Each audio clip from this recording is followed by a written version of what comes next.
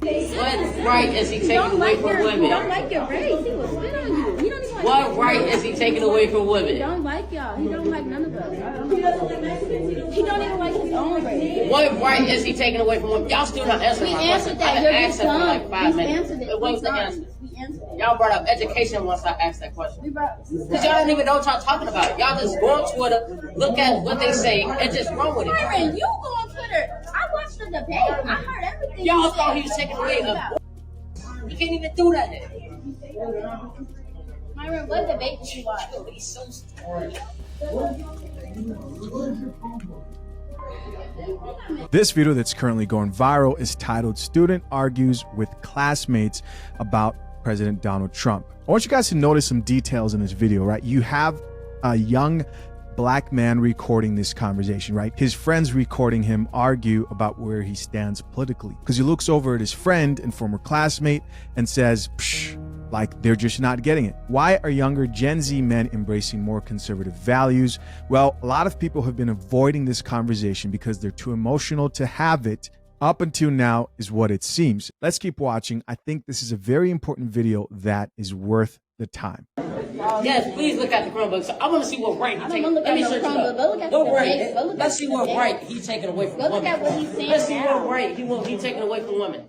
Let's watch it. Okay, let's see what he's giving you when he is president. No, what right is he taking away from women? Let's see what he's doing for Because they said that last time. The rights was overturned by the Supreme Court that Donald Trump. Get that camera off. It's not on you.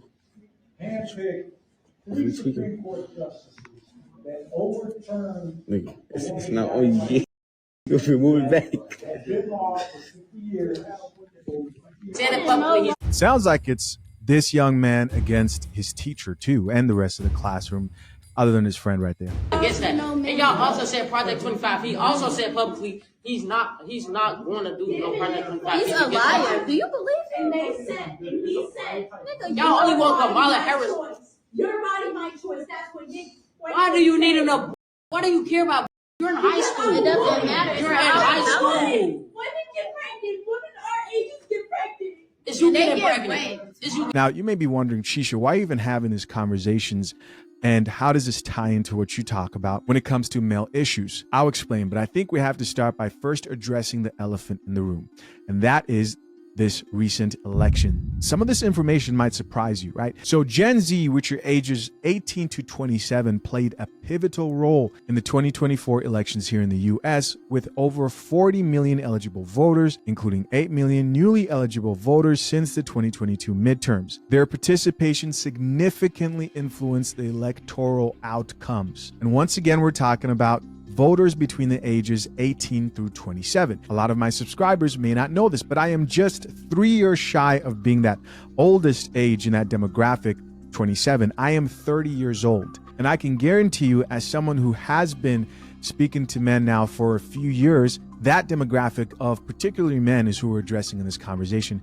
has been overlooked. Their issues, their concerns, their troubles have not been taken seriously. So what have people been concerned about instead? Well, they've prioritized women's issues. You hear women say things like, we don't need men for anything. We can run this world all by ourselves.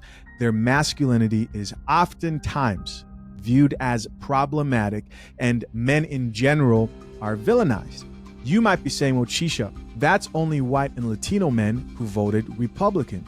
Look at the charts. The charts say that black men voted for Kamala Harris at an 80% rate. Yes, while that is true, that number proportionately is talking about men over the ages of 30 and up, right? In fact, let's talk to our AI assistant here, Miss Coffee, and ask her, because she drinks coffee and we need that. Drink the coffee, it'll make you feel better. And ask her more about this particular situation. Miss Coffee, what can you tell me about black male voters when it comes to their impact in the 2024 elections? In the 2024 U.S. presidential election, black male voter turnout exhibited notable age-related patterns. Younger black men ages 18 to 29, this group showed a significant shift, with increased support for Donald Trump compared to previous elections. Factors influencing this trend include dissatisfaction with unmet promises on issues like police reform and voting rights. New York Magazine.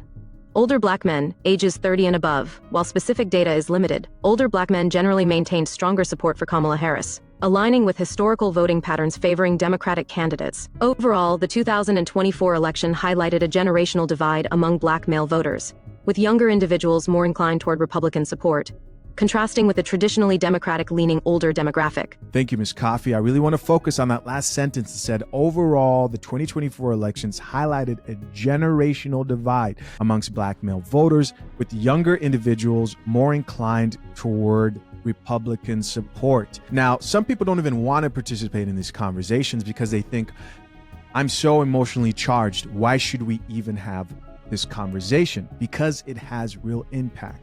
And I think that you want an equal balance of people who are more liberal and people who are more conservative, right? Those two types of people are supposed to come together, have conversations, and in the end, the result is supposed to be a well-balanced result. You don't want any group to be too lean into the left or too lean into the right. At least that's how I look at it, but I'm not a political expert here. I do realize that there's a reason why male platforms, even male platforms that aren't centered around politics, there's a reason these podcasts of men speaking to other men and young men have grown significantly, because there is a lack of people addressing male issues, but specifically young men, and they don't care about what these young men are dealing with. And some people are just realizing this for the first time. People are coming on here baffled that young men voted for Trump the way that they did in this past election. But I'm not really surprised, because I've been explaining this over and over and over again for 3 years now. But I'm not here to gloat. I'm just going to re-explain what I've been saying, which this election just proved to be true. Many years ago, there was this interview with a guy named Ronald Levant, the former president of the American Psychological Association, who dedicated his whole career to men's psychology, masculine behavior, like you name it. He wrote books about the stuff. And in that interview, he explained why the bad men of society sometimes act so poorly. He goes on to explain that if you take a man and instill in him traditional masculine values, like you should want to be a real man, and that being a real man means being physically strong, emotionally stoic, a leader, a provider, dominant, like the works. And then you tell him that if you aren't a real man, you aren't enough and you should feel bad about yourself and women will never love you.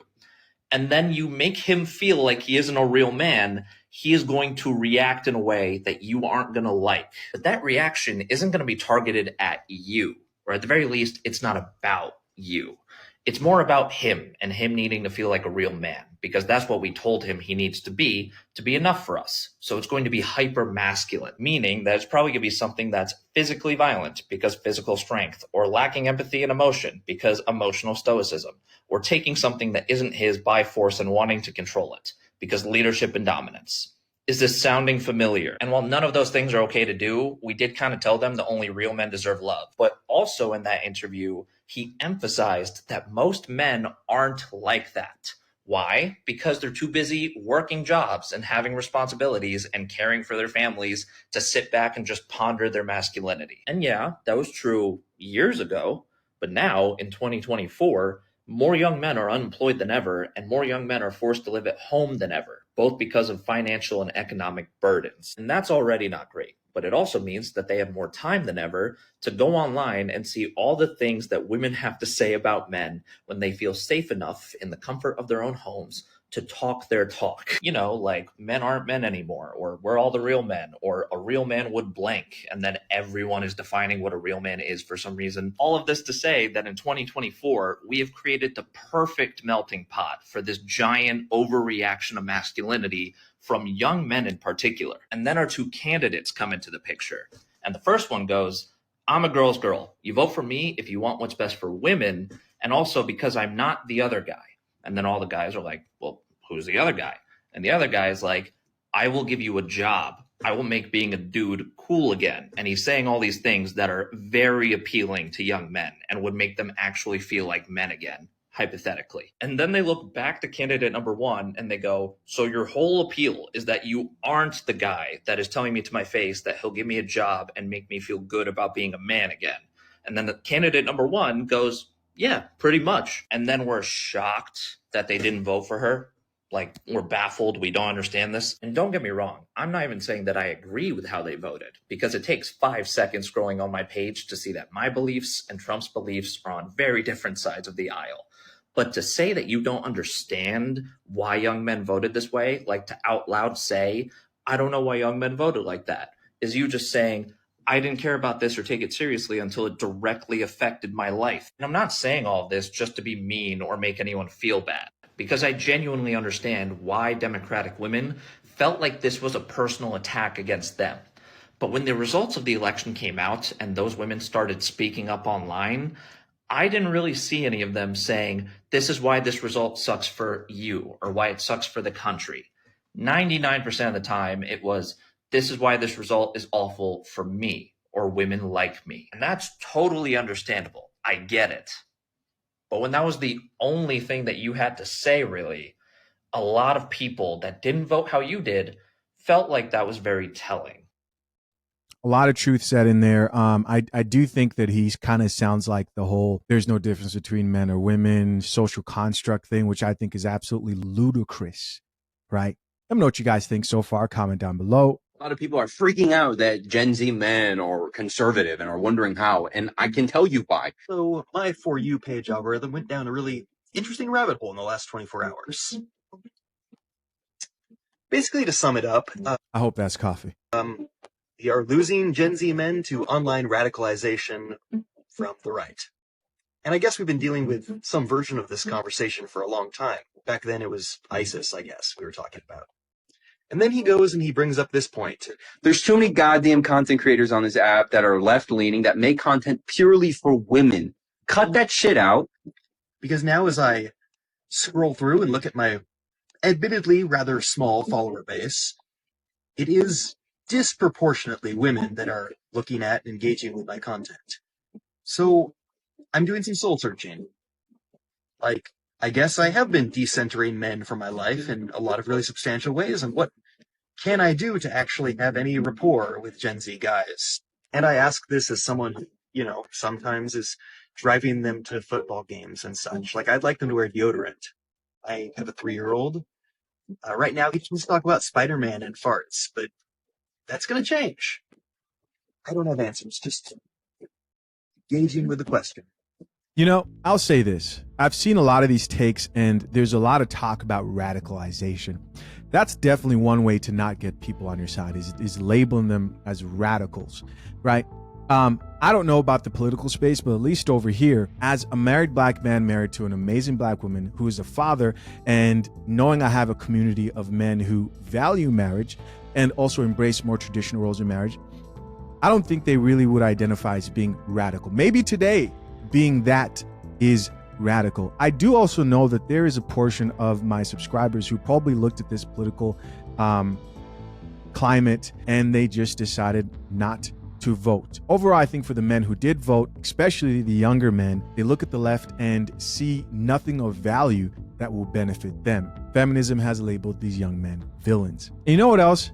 I believe when it comes to issues, especially the ones we talk about surrounding dating, relationships, and we talk about how toxic feminism has gotten towards men in specific, right? You have the choosing a bear over the male movement. You have all these chicks talking about, I don't need no man. Just plain out misandry that you see on a consistent basis. I don't think feminists would have ever been curious about having conversations with men ever, unless something like this happened, unfortunately. How are young men being pushed out of the Democratic Party? Let's talk about it. What I'm about to say might really ruffle some feathers, but I've talked to them and this is what they are telling me. I'm not saying this is right or wrong. I'm just repeating what I have been told. I've started going into these spaces with these red-pilled men and genuinely asking them how they ended up here. And I really encourage us to actually hear what they are saying. The patriarchy has existed since the beginning of time. Nobody disagrees with that. The feminist movement was created as a result. Women wanted rights, absolutely. The feminist movement continued to gain ground and traction. We started blaming men for a lot of our problems. KAM, the bear, all of that, all of those movements made these men feel incredibly villainized. They felt targeted. And when they ask questions, a lot of us just yell at them instead of genuinely explaining things to them, having the patience to explain it to them. And I understand that it is incredibly difficult to have patience in situations like this, which is why I'm not sitting here telling everybody to go and do this. But those of us that have the patience, those of us that are willing to sit down and listen to these boys talk about why they feel excluded, we need to be doing that.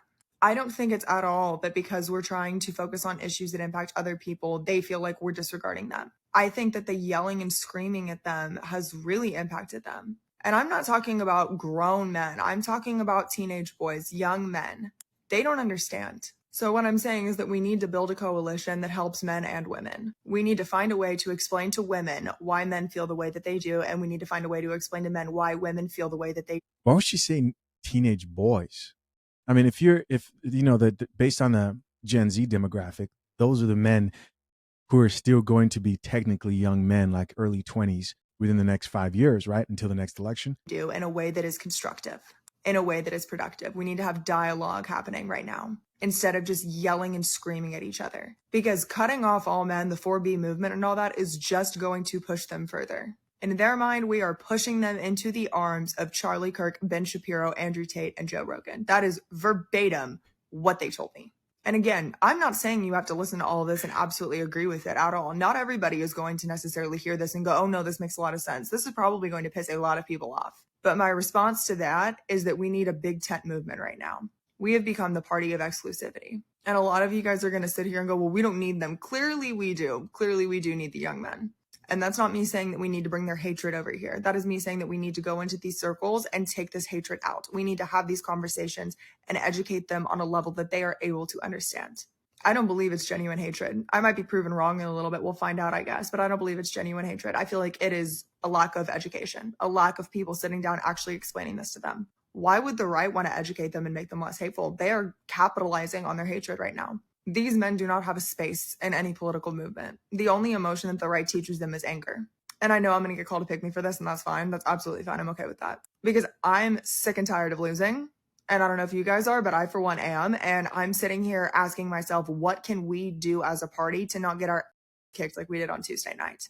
If there is a demographic that you feel like you can appeal to, I encourage you to go into that community and do the work. I'll say this, man. Shout out to her for trying, right? Shout out to her for trying, because there are people who are just saying, forget men overall, 4B, never sleeping with the man again, right? They're not giving up the cheeks anymore. Some of you are like, I don't even want it. Put that coffee down. But what I thought was funny, though, and I can't help it, I'm going to do this, is she's like, we need to not yell at these men. We need to be a lot nicer. And then this is her next video. I've been talking a lot about how we can bring young men back into the Democratic Party. These are some ways that I've thought of so far. Number one, we need men to go meet these little boys where they are at. They need role models. We need men. I mean, that kind of sounds weird. Let me stop. To go in and be these role models. We need men to go on the Twitch streams, the YouTubes, the podcasts, all of that. We need men to go into these social circles. We need to bust our echo chambers, go in. Number two, start a dialogue, stop arguing. Instead of going in and telling these men that they're horrible and they're incels and all of that, we need to ask them how they get their information, what attracted them to the movement, who they listen to, who they don't listen to, who is cool to them, who is not cool to them. Number three, understand how this happened. Understand what it was that got them into this pipeline in the first place. How the F did this happen? I'm sorry. It's kind of funny. Number four, create messaging that works for them. We need to start copying some of this strategy that they're seeing, okay? The Ben Shapiro debate style clearly really works very well. The Charlie Kirk going on college campuses and debating these really uninformed college kids to make himself look cool, clearly that's working very well. We need to mimic this messaging. Clearly they are attracted to it. Number five, we need to start framing the right as losers with no game. We need to make it cool to support women. We need to look at Donald Trump and go, y'all, he gets no play so bad he had to mail in his wife. We need to frame them as losers who don't get women. Number six, why can't you just ask them what they're dealing with and what they value and talk about real life issues they go through? That goes back to number one. We need to podcast bros. Come on. If you feel like you can go in and bust into these echo chambers, you can go into these social circles and figure out what the hell is going on and mimic this messaging, start a podcast. Pick up a microphone right now. I'm not saying go in and necessarily save these men. I'm saying we got to go with this from two angles. Number one, we need to go in with the angle of education, but we need to package the education in a way that is appealing to them. A lot of these men are attracted to this movement because they feel like they're being led into a club. They feel like they're in some super exclusive circle. Conspiracy theories make people feel like they know something that nobody else does. It makes them feel important. I really believe that is why the undereducated are more attracted to the right. Second, on top of education, we need propaganda. Straight up, we need propaganda. That's part of the reason that I'm saying we need to make being a dude like this not fucking cool anymore. We need to frame these guys as losers that do not get women. Ooh, that was funny. That was funny. Listen, very interesting. Of course, I'm curious to know, what do you think? You know, there's some people who ask me like, oh, why are you speaking on these subjects? A lot of those questions come from uncomfortability, people being too uncomfortable, being afraid of being offensive, being afraid to have the conversation. That's how certain platforms are able to grow, because people are having the conversations that they know need to be had, and other people are not having the conversations. At the end of the day, this is 100% related to dating, relationships, feminism, and a lot of what we talk about here on the channel. To me, I could care less if you're somebody who leans left or right. For men, I hope that you are respected in your household as the head of the house. No matter where you live, whether you're liberal or conservative, I hope that you're respected as the head of your household and you have a healthy dynamic where your wife is also respected for her role and the wonderful attributes that she brings as a helpmate to the relationship. No one's better than anyone else, right? We're acknowledging here that women and men are different. That's controversial. And if you're somebody who's not interested in long-term dating and or marriage, I understand.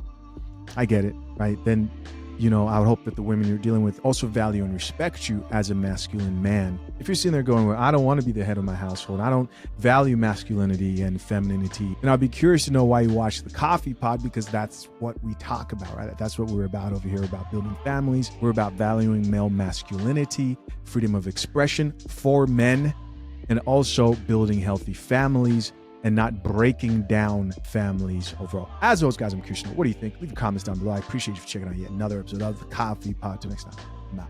Peace.